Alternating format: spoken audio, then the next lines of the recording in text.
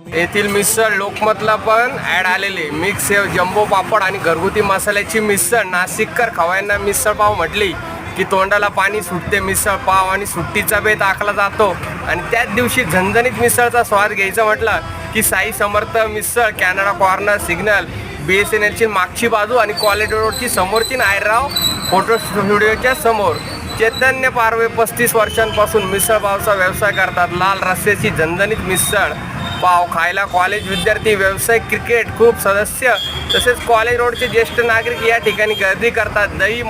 दही असतं आणि मोठ्या आकाराचा पापड, जाड बारीक शेव यांची जोड मिळते आणि झणझणीत मिसळ नाशिककर स्वाद घेतात।